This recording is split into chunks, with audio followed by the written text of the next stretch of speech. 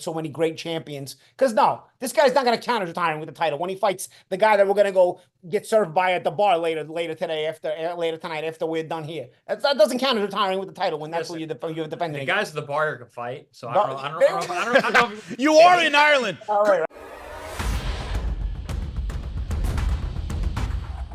Welcome into Boxing Scene's top stories here on ProBox TV. Download the ProBox TV app. Never fall behind in your boxing news. Well, he's the gift that keeps on giving. That's right. Canelo Alvarez, perhaps the biggest name in boxing for his entire career. Cinco de Mayo getting a little bit closer every single day. His probable return. So who is his dance partner? A big question that the champs are going to help me answer. But the champs are not where they normally are. They're in Ireland. That's right, Belfast, where we will be calling the fights come Friday from the SSC Arena. It is McCrory versus Carrillo, the hard puncher versus the Irishman on home soil. It'll be a great showdown at 168 pounds. Join us on the ProBox TV app. So I have the champs, Paulie Malignaggi, Chris Algieri there right now in Belfast in Northern Ireland. Great to hear from you guys. I hope the trip went well. You got plenty of sleep. But Canelo, of course, we thought it would be Chris Eubanks Jr. before it was Berlanga the last time out. He is certainly a possibility. There is Beterbiev.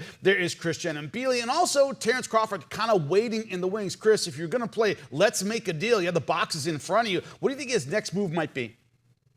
I've always said that I thought it was going to be Mbili first, coming in May. I always thought that Chris Eubank Jr. was on the docket as well, because I think a fight in Wembley for Canelo Alvarez to do his kind of retirement world tour makes a lot of sense.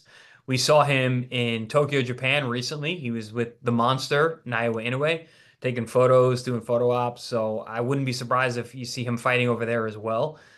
Which, listen, I mean, it makes sense. You're at the end of your career. You're at the twilight of a Hall of Fame career. You just go bounce around the world and go fight these guys, and especially the guys, these big guys can't beat them.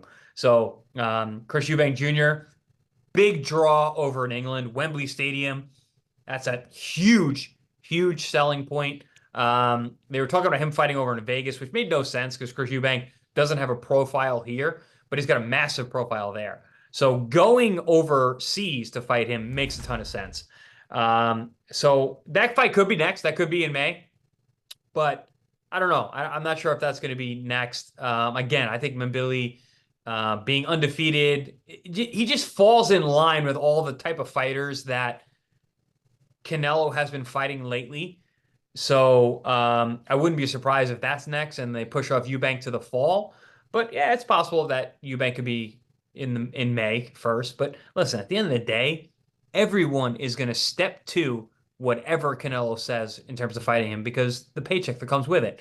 So whether it's Eubank in May or Mbili in May or vice versa in fall, they're all going to fall in line because this is what Canelo garners and what he's able to do with these guys. Now, Paulie, what I'm curious from your perspective, can we count out Bivol? Can we count out Beterbiev? Can we count out Terence Crawford? Are those basically unrealistic fights? Are we really looking at Eubank or Mbili? Are those really the ones we should really be looking at? What's your thought? Yeah, I think the Crawford fight is always an anomaly that could be done. You know, Crawford, especially being a naturally smaller guy, there's something to work with there. But you know what? At this point, even a guy that much smaller than him, who's that highly skilled, may at this point even be able to beat Canelo. So I don't know if Canelo would even want to travel down that road. You know, but I think it is something that could be talked about. You know, the popularity of Canelo against the guy who's been the consistent #1 pound for pound in Terence Crawford. When it comes to Beterbiev and Bivol, I feel like that's just the names we throw into the docket just to appease the blowhards to make it look like Canelo is actually still good. So we just throw in like guys who actually have a chance to who actually would deserve the fight or are good enough to actually be a part of the conversation. We don't pretend that Morel and Benavidez are in there anymore. At least we've gone beyond that. But I guess there's a certain point of blowhardness that we have to appease. And so we name Beterbiev and Bivol just for the sake of naming them. We know there's absolutely no shot he's even going to fight them. That's not his weight class anyway. But there's absolutely no shot. There was no shot before. There's no shot now. Definitely no shot. Then, of course, yeah, I agree with the champ. I think it could be Mbili, who is the style of opponent that he's sort of been looking at lately, undefeated record. but limited. I mean, Carlos Gongora just dropped this guy a couple of fights ago. There's a lot of similarities to Berlanga, maybe a little bit more intense.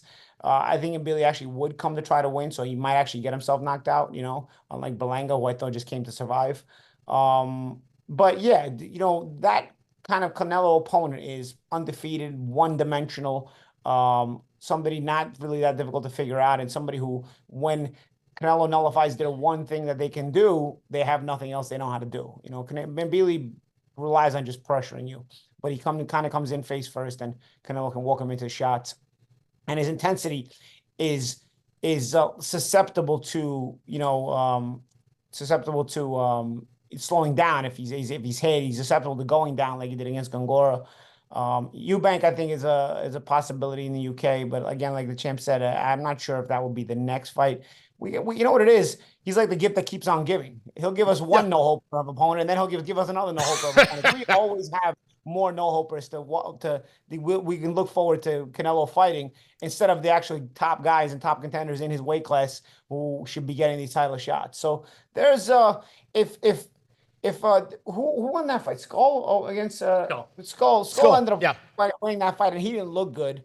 If Skull can actually run off a couple of fights in a row where he doesn't look good and keeps winning but doesn't look good, he becomes the perfect guy because he's limited and he'll have a title. I think Skull and Caleb Plant are gonna fight. Yeah, and then Caleb's gonna Caleb Plant's a name we didn't mention.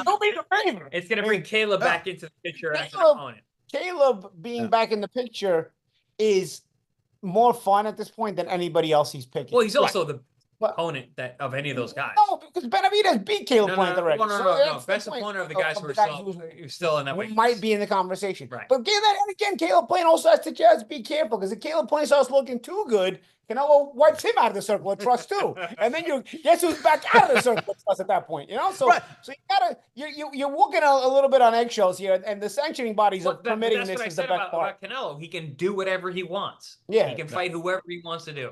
And everyone will jump to because of what he says, because of the money that comes along with fighting him. The sanctioning body's permitting it, and you know what?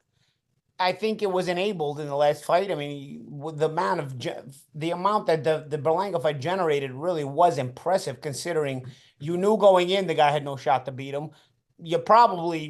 I think the amount of fans that will tune in just for a showcase at this point is probably the most in the boxing history. We have more blowhard fans in sports in general today than ever. Chavez was not fighting for world titles at this point, though. They would have blitzed him. They would have blitzed him if he would have dared defend world titles against Grover Wiley, whoever the guy was that he fought. They would have blitzed him. They would have absolutely made a mockery of him. There's no way. And not to mention, Chavez himself wouldn't have had the gall to do something like that. I think it's just a different time we live in. And I think this is what we're going to see. And I guess when Canelo decides to retire, we better not be on one of those blowhard media guys who decide to say, and he retired with the title too, like so many great champions. Because no, this guy's not going to count as retiring with the title when he fights the guy that we're going to go get served by at the bar later tonight after we're done here. That doesn't count as retiring with the title when that's what you're defending. The guys at the bar can fight, so I don't know. You are in Ireland. All right. Chris, let me ask you a quick question, Chris, about the mentality here. When Floyd Mayweather closed out his career before coming back against Andre Berto, a lot of people went, Andre Berto? We're not counting Conor as part of his career. We're not counting that as part of his career. No, I'm talking about the Andre Berto fight specifically. A lot of people you went from Pacquiao to Berto. Why not just retire? Like, kind of what are you doing? There's a lot of that floating around.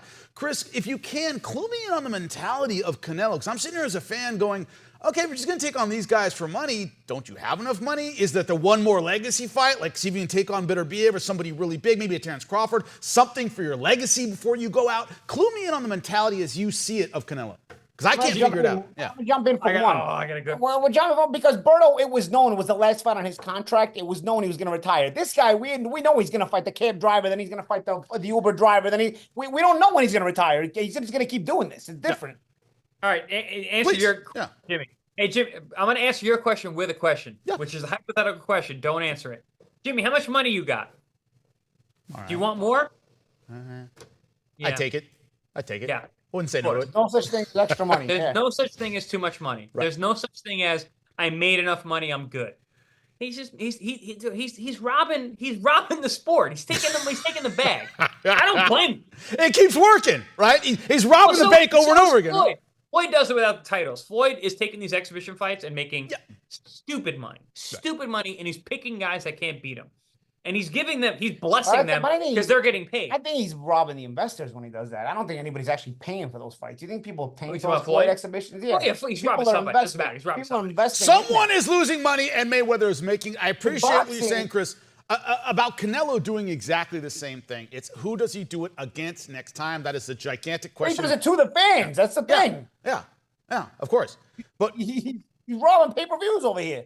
He's robbing pay-per-views over here. I love the way you point that out, Paulie. But as Canelo, of course, moves on, makes his next move, we'll have it right here on ProBox TV because every time Canelo Alvarez fights, it isn't just a fight, it is an event. And we'll know about that event hopefully before Cinco de Mayo. Don't forget, this Friday, November 1st, you heard the guys talking from Ireland, a great card right here on ProBox TV. Don't miss it.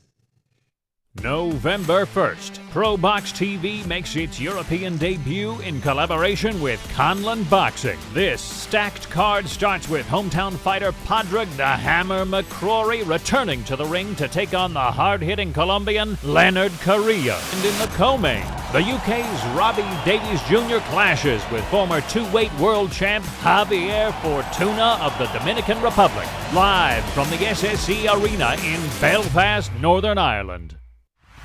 For more ProBox TV, scan the QR code on the screen or go to the App Store and Google Play. ProBox TV, your boxing channel.